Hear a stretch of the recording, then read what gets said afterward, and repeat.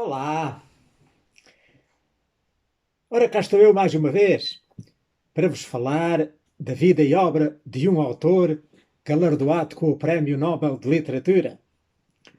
O meu nome é Sebastião Barata e hoje vou falar-vos de Henryk Sienkiewicz,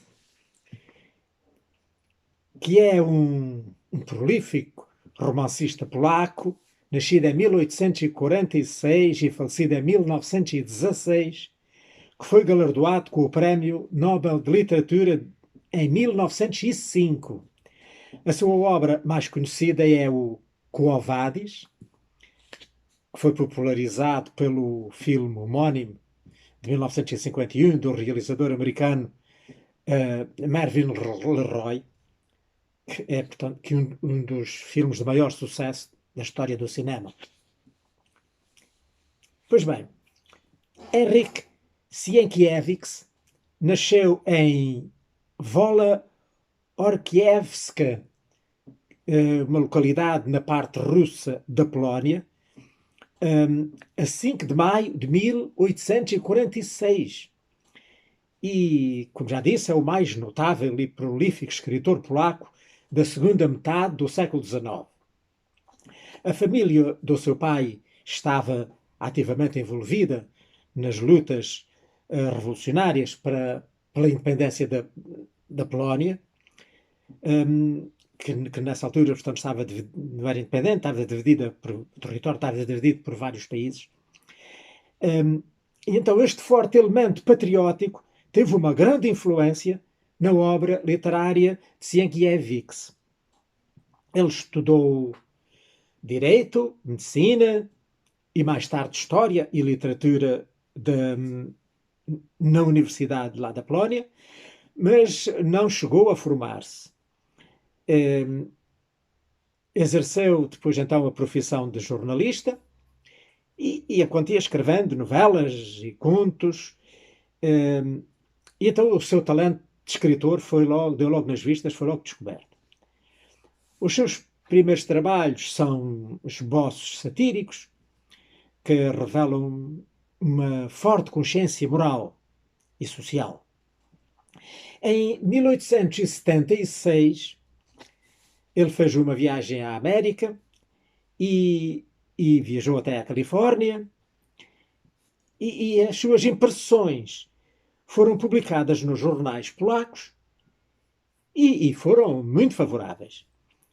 Essas suas viagens forneceram-lhes também material para várias obras, entre elas um brilhante conto que está traduzido em português e que eu tenho em duas versões, numa com o nome O Guarda do Farol e na outra O Faroleiro, que é de 1882. Eu depois falarei mais sobre isso. Então, depois dele regressar à Polónia,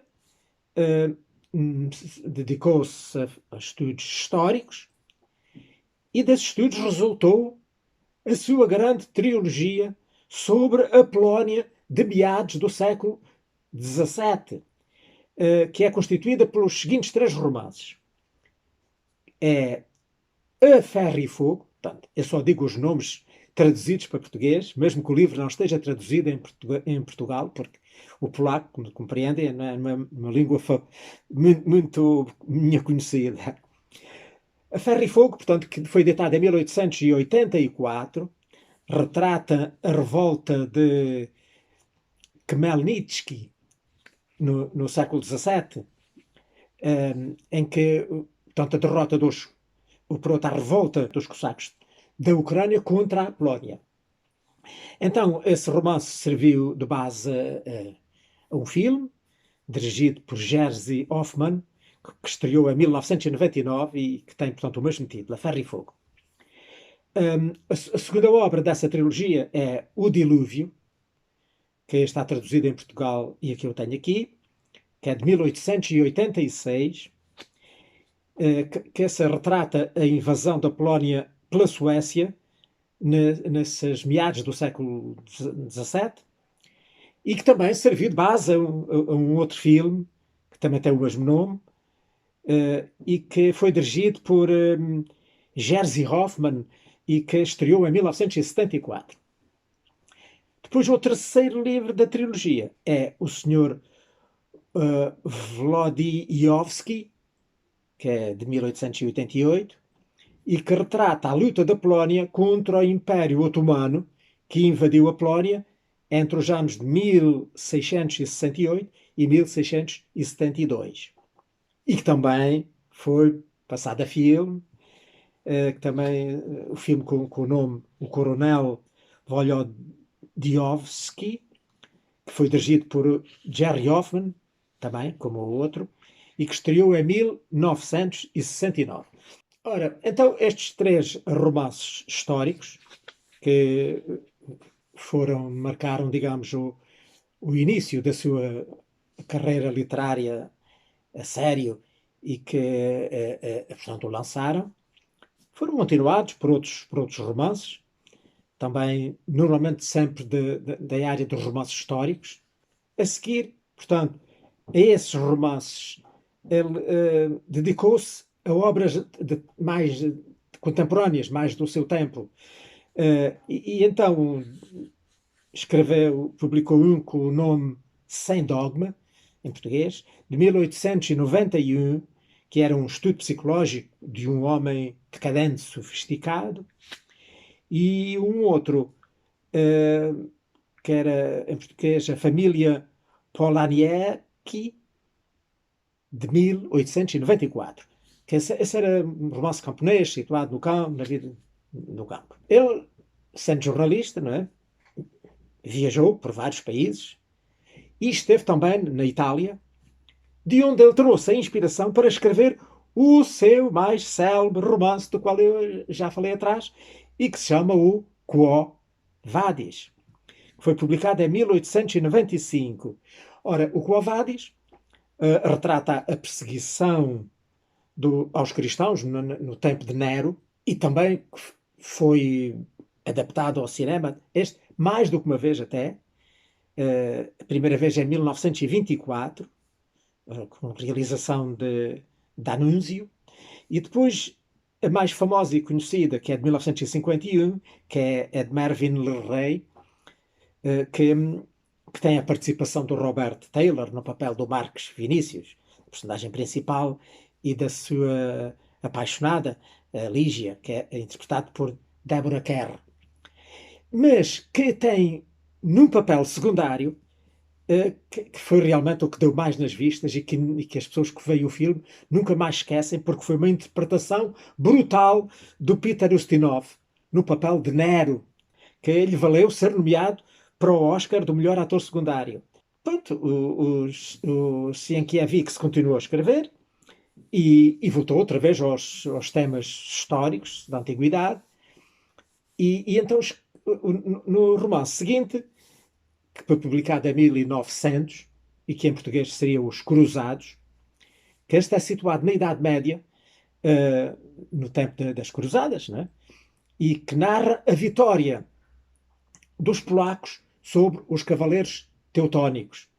Em 1906 publicou outro que se chamaria em Portugal No Campo da Glória, e que é uma sequela daquela trilogia de que eu já falei, e que narra a história do rei João III da Polónia, que é referido naquela trilogia, que quando ele, tantas lutas que ele chegou ao poder. E então esta é uma sequela daquela trilogia, e que fala da Batalha de Viena, portanto, um livro também muito importante. Depois, as últimas obras dele que mais se salientam é uma que seria em português Os Turbilhões, que é de 1910, e uma outra que traduzida à letra seria No Deserto e na Selva, mas que está traduzido para Portugal como Um Pequeno Herói, e que é de 1912. Então, nestes dois últimos livros, ele volta a lidar outra vez com temas mais contemporâneos, mas sempre digamos, de área de acontecimentos históricos, Um, e neste narra então as aventuras de um rapaz polaco, que é o Stas, e de uma rapariga inglesa, Neil, que isto lá em África, no tempo da revolta mahdista, que durou entre 1881 e 1899, que no princípio o confronto era entre o Egito e os mahdistas, que era uma tribo, chamamos-lhe assim, do sudanesa, portanto, sediada no início numa localidade chamada Mahdi. Então, os britânicos, que na altura praticamente dominavam o Egito, que quer dizer, era independente, mas era altamente dependente, de certo modo, da Inglaterra, a quem o governo egípcio devia milhões, e então meteram-se na guerra e acabaram por depois triunfar as tropas egípcias e inglesas e unidas, venceram e destruíram completamente os mahdistas. Quem sabe se os problemas que tem havido no Sudão ultimamente e com graves consequências humanitárias, se ainda não são sequelas destas guerras coloniais desse tempo. Bem, mas pronto, mas vamos continuar. E então, o Sienkiewicz foi um homem imensamente popular e estimado lá no seu país, na Polónia, de tal maneira que em 1900 foi feita uma subscrição nacional para angariar fundos esses que foram suficientes para comprar o castelo que tinha sido propriedade e moradia dos seus antepassados, que lhe compraram para ele esse castelo, com donativos de todo o povo polaco. Bem, então o Henryk Sienkiewicz foi depois então galardoado com o Prémio Nobel de Literatura de 1905, como já referimos. Foi um dos primeiros autores a ser galardoados com o Prémio Nobel. E os motivos foi devido aos seus méritos notáveis como escritor épico. Realmente, porque já falei dos livros dele, realmente, epopeias fantásticas. Ora bem, depois então, quando estava para começar a Primeira Guerra Mundial, ele refugiou-se na Suíça e então lá viveu os últimos anos da sua vida e lá morreu. Ele ainda fez parte do Comitê Suíço de Ajuda às Vítimas da Guerra na Polónia, portanto, a Primeira Guerra Mundial. E então faleceu, como já disse, lá na Suíça, em Vevey, no dia 15 de novembro de 1916. Portanto, em plena guerra. E depois do fim da guerra, o seu corpo foi trasladado lá para a Polónia. 8 anos depois de ele morrer, e está sepultado na Catedral de São João, em Varsóvia. Ora bem, depois então de falar sobre enfim, a vida e a obra e o que mais se salienta na sua história, vou falar-vos, como é habitual, dos livros que eu tenho dele. Eu tenho 5 livros. Ora, o primeiro é aquele de que eu já falei, o Dilúvio, que é o número 2 daquela trilogia sobre do século XVII, da Polónia no século XVII. Ora, este livro andei a lê-lo esta semana, dado que já conhecia o Quo Vadis, e então aproveita para ler o Dilúvio. E gostei muito. O Dilúvio, portanto, é uma história desse tempo e que narra, como já lhe dizia, aquela parte dos meados do século XVII em que a Suécia invadiu a Polónia e tentou, portanto, senhorear-se da Polónia, e então depois esta guerra esta revolução, os cavaleiros polacos, uns favoráveis aos suecos, outros contra os suecos, e que acabaram depois por expulsar, ganhar e expulsar os suecos e eliminar, destruir completamente o seu, o seu exército, o exército que tinha invadido os territórios polacos, e ganharam e, e começaram a contribuir para a subida ao poder do tal que viria a ser então o João III, né? Portanto, rei da Polónia. Ora bem, o interessante dos livros do Sienkiewicz é que são romances históricos sempre muito agradáveis, porque, para além da componente histórica, tem uma componente sempre sentimental e amorosa. Há sempre por ali uns casais de apaixonados, e que todos os leitores vão adorar então acompanhar, juntamente com o desenrolar da trama histórica, esta trama romanesca destes jovens apaixonados.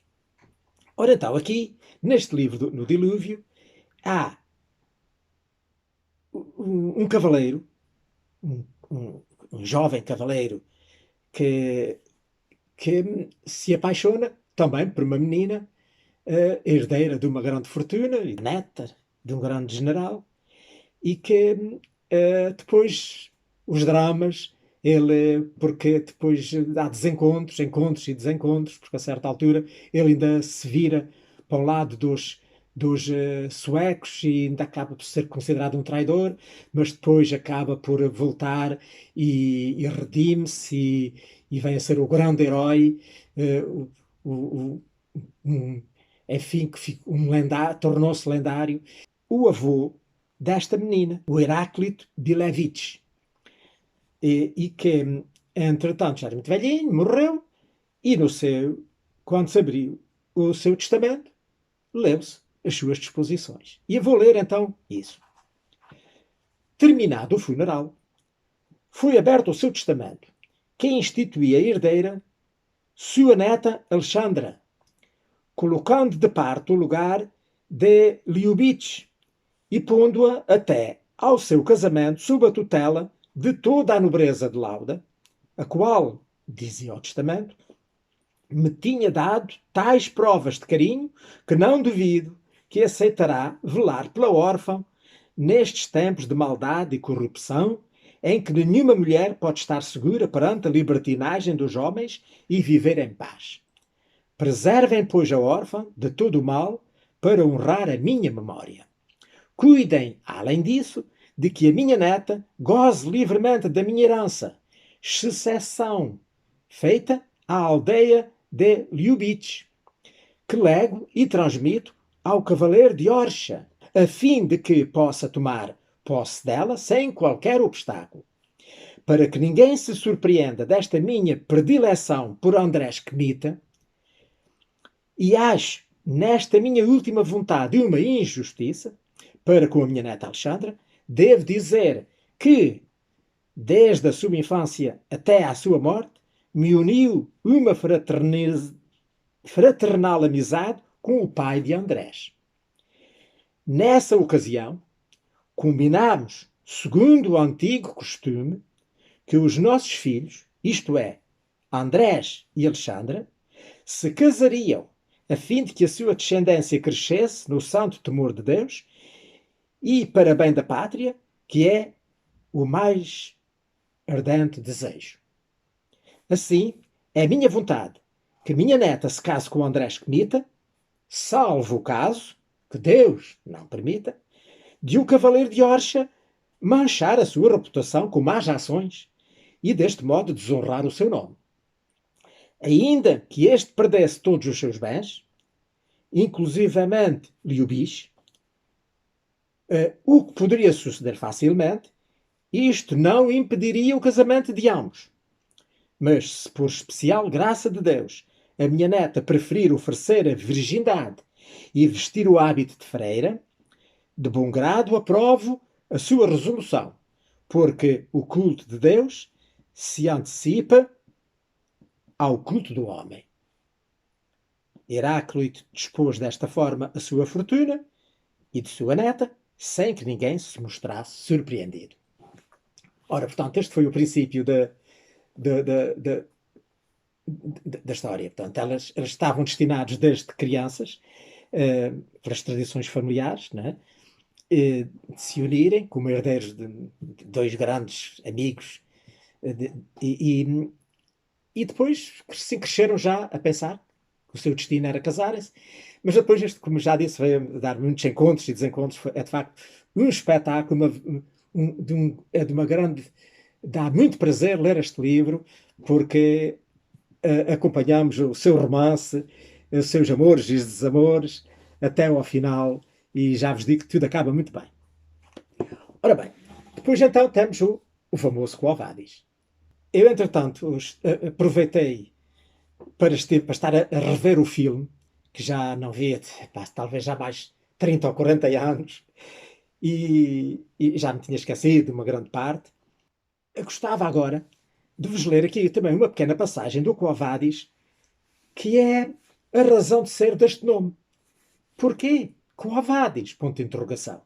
Quo Vadis, que é uma expressão em latim, que significa para onde vais? Como já disse, isto passou-se no tempo do Nero.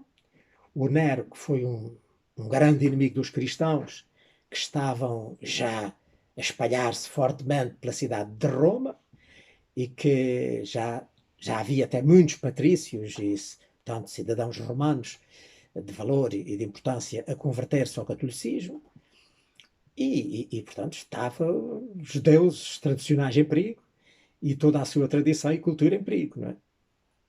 E então, muitos começaram a conspirar. E a certa altura, o Nero, que era um, um imperador absolutamente louco e deslocado, que nunca devia ter sido imperador, um dia, portanto, por razões que poderão depois ler no romance e que não tinham nada a ver com os cristãos, resolveu incendiar a cidade de Roma. E depois aquilo deu para o torto, a população revoltou-se e a conselho dos seus amigos e conselheiros resolveu lançar a culpa para cima dos cristãos. Assim matava dois coelhos, não é verdade? Livrava-se da fama de ter incendiado a cidade e, livrava, e era uma maneira também de ter um pretexto para matar, destruir completamente aquela nova seita que se estava a espalhar. E assim foi. Portanto, eles foram acusados, depois começaram a fazer espetáculos em que lançavam os cristãos às feras, como certamente quem conhece um bocadinho da história sabe, portanto também estes nossos personagens protagonistas da história também foram envolvidos. E depois, nessa altura já tinha chegado a Roma Pedro, São Pedro, que era o chefe dos cristãos, e que vinha estabelecer em Roma a sede da nova religião que estava a espalhar-se por todo o Império. E, bem, depois aquilo, quando a coisa acalmou, um, o São Pedro, aconselhado pelos cristãos que restavam, os poucos cristãos que restavam, que lhes diziam que não valia a pena continuar ali, porque praticamente o cristianismo foi, pode-se dizer, eliminado da cidade, e que regressasse outra vez lá, talvez lá para a Palestina ou para outras zonas onde o cristianismo estava mais florescente, e assim. O São Pedro hesitou, até que finalmente lá se decidiu a abalar. E depois, um dia de madrugada, saiu acompanhado de um rapazinho. Quando o sol estava a nascer, aconteceu o que vou ler. O sol apareceu por trás dos montes e, nesse instante, uma visão maravilhosa deslumbrou os olhos do apóstolo. Pareceu-lhe que a esfera de luz, em vez de continuar a subir no céu, descia a colina e avançava pela estrada. Pedro parou e perguntou: Não vês essa luz brilhante que caminha para nós? Não vejo nada, respondeu Nazário. Pondo as mãos em pala diante dos olhos, Pedro acrescentou, decorridos uns instantes: Um homem caminha para nós na irradiação do sol. Mas não se ouviam passos. Nazário viu apenas as árvores agitarem-se, como se alguém as roçasse ao passar, e a luz que cada vez mais alastrava pela campina. Depois olhou para o apóstolo com espanto. Que tens, Rabino? O bordão do peregrino caiu das mãos de Pedro e rolou pelo chão. Os olhos fixavam a estrada, em frente, tinha a boca entreaberta e o semblante refletia o assombro de uma alegria sem nome. De súbito, ajoelhou, estendeu os braços e exclamou: Cristo! Cristo! Caiu, curvando a cabeça até ao chão, como para beijar os pés de alguém. Durante alguns momentos, reinou um silêncio profundo. Depois, a voz do velho elevou-se entrecortada pelos soluços. Qual vadis, Domine? Onde vais, senhor?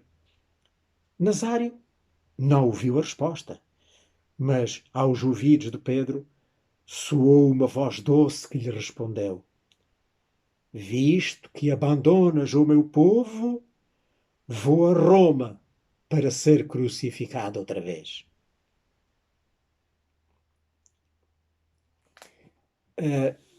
Pronto, e isto fez com que o São Pedro resolvesse voltar para trás, voltou outra vez para Roma, lá se voltou a encontrar com os cristãos, até que voltou então a ser preso e condenado e crucificado, mas a seu pedido, porque ele não se achava digno de morrer como o mestre, não é? Foi crucificado de cabeça para baixo. Portanto, esta é a história principal do Quo Vadis. No filme não está contada bem assim, então teve que ser um bocado adaptadas para mais ao aspecto cinematográfico. Está contada de outra maneira. O Pedro aparece antes ainda dos cristãos serem lançados à esfera, já que aparece esta cena. Está um bocado deturpada, mas pronto, exigências do cinema. Ora bem, estes são os dois grandes livros que eu tenho dele. Depois tenho aqui um pequenino livro que isto é uma joia, é uma pérola que eu aqui tenho, que se chama Narrativas do Coração, e que são 5 contos do Sienkiewicz, um dos quais, aquele tal do faroleiro, não é? Que aqui tem o nome de O Guarda do Farol. É um dos contos. E o interessante, porque é que eu digo que isto que é uma relíquia que eu aqui tenho? Porque isto foi traduzido por António Figueirinhas, que era o proprietário da livraria e editora Figueirinhas, que houve no Porto, no princípio do século XX, que foi editado lá pela Figueirinhas em 1901, portanto, a ver, ainda ele não tinha ganho o Prémio Nobel, e que está absolutamente novo. O livro nunca foi aberto, nunca foi lido e isto provavelmente apareceu nos fundos, em alguns fundos da editora e alguém antes do esfarrapar, né, o salvou. É uma maravilha, é uma das joias, das muitas joias que eu tenho aqui atrás de mim. Portanto, com 5 contos do Sienkiewicz. Depois tem este, que é também uma coleção de contos do Sienkiewicz, o primeiro dos quais é este que dá nome ao livro, que é O Senhor Secretário, e que também tem aquele mesmo conto, mas aqui com o título de O Faroleiro, que é, digamos, um título mais literal. O Faroleiro. e que são ao todo, ora, 7 contos. 7 contos.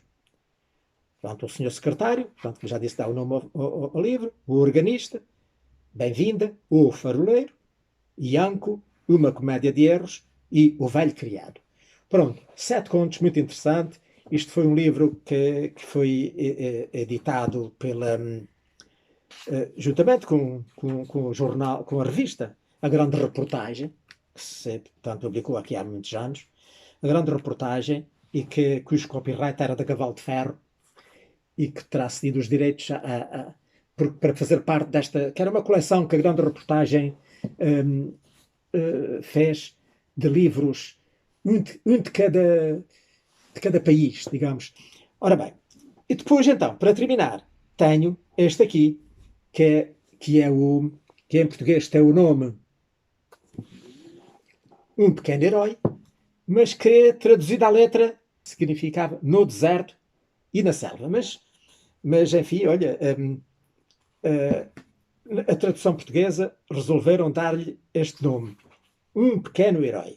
Uma edição da Minerva, também já muitíssimo antigo, e que está ilustrado, e que também quem o teve, quem o adquiriu, não acabou de ler, leu só até à página 57, ficou-se pelo capítulo 8º, porque o livro está aberto só até aí. Daí para diante, as folhas ainda estão fechadas, né? Ainda não estão abertas. Por isso, não sei. Será que não gostou? O interessante da gente colecionar livros antigos é que dá-nos para pôr a nossa imaginação a trabalhar. Quando encontramos um livro sublinhado, outro livro com marcas, outro livro meio aberto como este, ou outro livro que nunca foi aberto, dá-nos para pensar, porquê é que não leram o livro? Porquê é que não o acabaram de ler?